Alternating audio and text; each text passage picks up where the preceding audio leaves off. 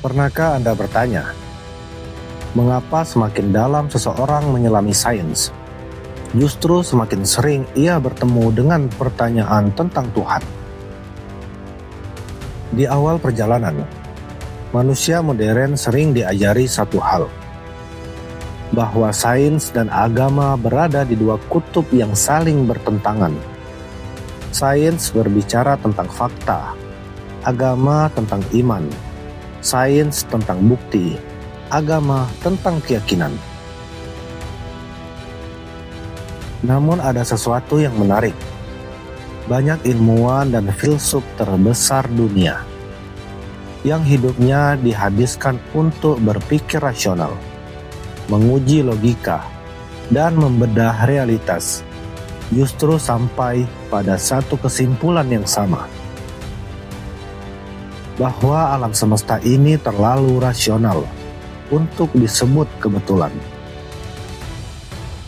Bahwa di balik hukum-hukum alam yang presisi, di balik keteraturan kosmos, dan di balik kesadaran manusia yang unik, ada sesuatu yang melampaui materi. Dan menariknya, kesimpulan itu sangat dekat dengan apa yang telah Islam ajarkan sejak awal. Hari ini, kita tidak akan berbicara tentang dogma. Kita akan berbicara tentang akal. Tentang bagaimana para pemikir besar dunia, tanpa membawa Al-Quran di tangan mereka, justru sampai pada ide-ide yang selaras dengan tauhid.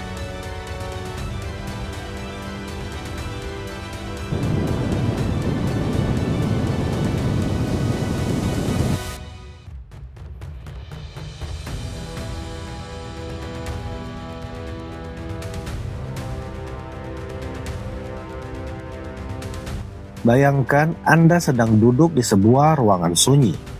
Di hadapan Anda, sebuah bola menggelinding di lantai. Pertanyaan paling sederhana adalah, mengapa bola itu bergerak? Karena ditendang. Lalu, siapa yang menendang? Karena otot bergerak. Kenapa otot bergerak? Karena sinyal saraf. Kenapa sinyal itu ada? Pertanyaan ini bisa terus ditarik ke belakang. Inilah yang dipikirkan Aristoteles, filsuf Yunani kuno, lebih dari 2300 tahun lalu. Ia menyadari satu masalah besar dalam logika sebab akibat. Jika segala sesuatu disebabkan oleh hal lain, maka dari mana semuanya bermula?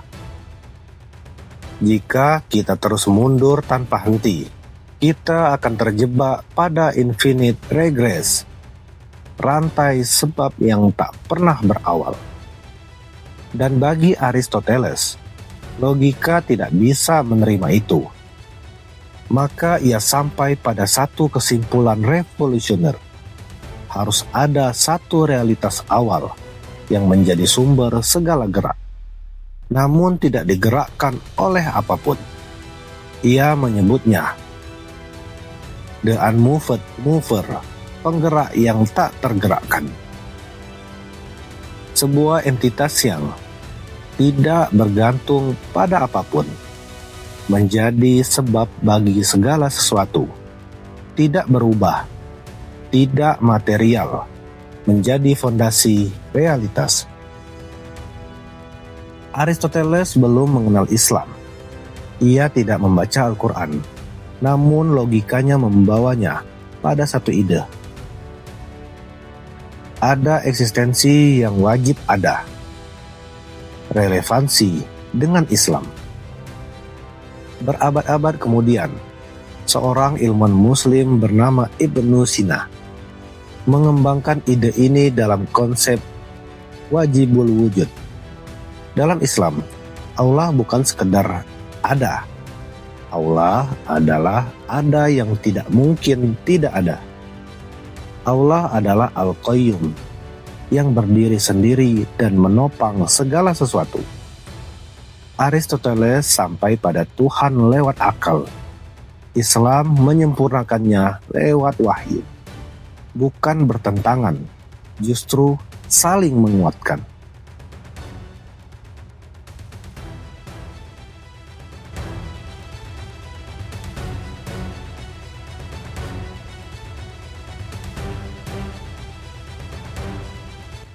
Sekarang mari kita melompat ke abad 17, ke seorang filsuf Yahudi bernama Baruch Spinoza.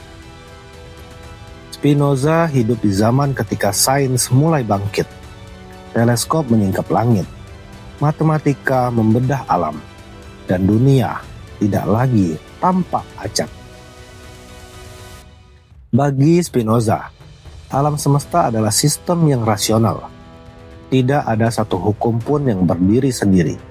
Semua saling terhubung, saling bergantung, saling konsisten.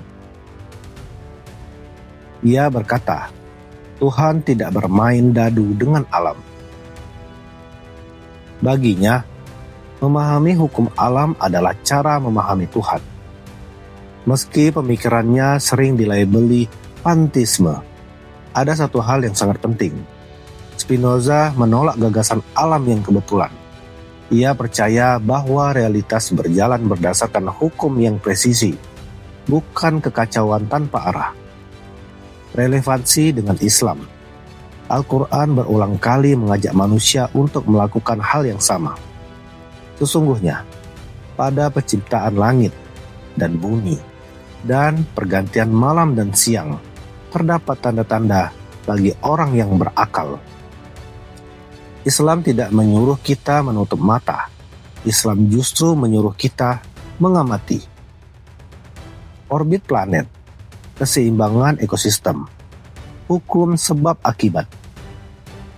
Semua itu dalam Islam disebut ayatullah, tanda-tanda kekuasaan Allah di alam. Spinoza melihat keteraturan. Islam memberi makna pada keteraturan itu.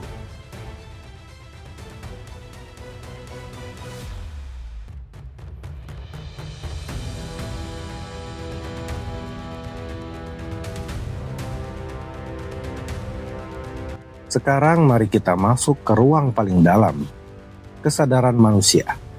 René Descartes, bapak filsafat modern, memulai pencariannya dengan meragukan segalanya.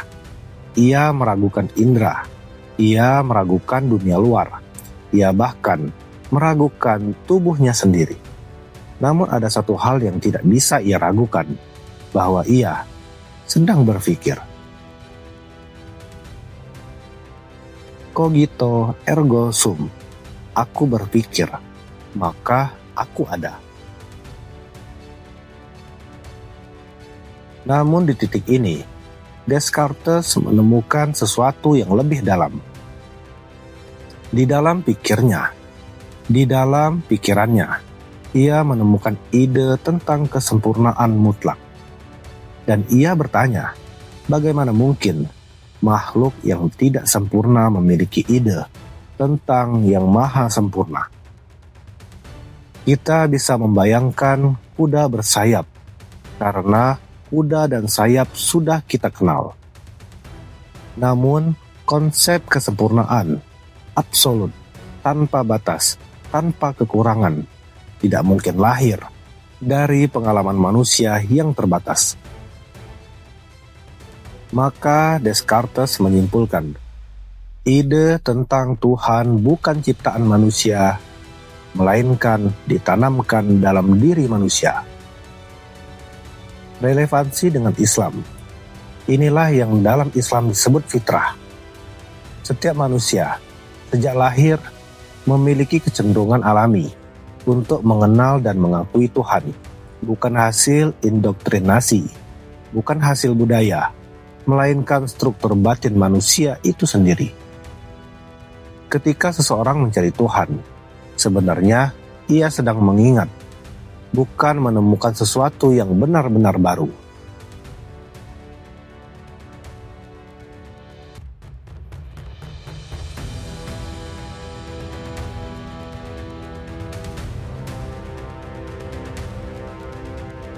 Kita tutup dengan kisah yang paling mengejutkan. Anthony Flew adalah ateis keras. Selama puluhan tahun, ia menjadi ikon pemikiran anti Tuhan. Namun di akhir hidupnya, ia membuat pengakuan yang mengguncang dunia intelektual. Ia berkata, "Saya mengikuti bukti kemanapun ia mengarah." Yang mengubah pikirannya bukan emosi, bukan pengalaman spiritual, melainkan biologi molekuler. Ketika sains menemukan struktur DNA, Leo menyadari satu hal. DNA bukan sekedar materi, ia adalah informasi. Dan di mana ada informasi, di situ ada kecerdasan. Huruf tidak menulis dirinya sendiri. Kode tidak muncul dari kekacauan. Maka Fleo mengakui ada kecerdasan di balik kehidupan. Relevansi dengan Islam. Dalam Islam, Allah adalah Al-Khaliq, pencipta yang mencipta dengan ilmu, bukan dengan kebetulan. Sains modern tanpa sadar sedang membuka pintu yang sama yang telah lama Islam ajarkan. Semua tokoh yang kita bahas hari ini berbeda zaman, berbeda latar belakang, berbeda keyakinan. Namun, mereka bertemu pada satu titik, bahwa realitas ini terlalu masuk akal untuk tanpa makna. Islam tidak meminta kita mematikan akal. Islam justru mengajak kita menggunakannya hingga tuntas. Dan ketika akal berjalan jujur, ia tidak menjauh dari Tuhan. Ia justru mendekat. Pertanyaannya sekarang bukan lagi, apakah akal dan iman bertentangan? Melainkan, sudah sejauh mana kita berani berpikir dengan jujur?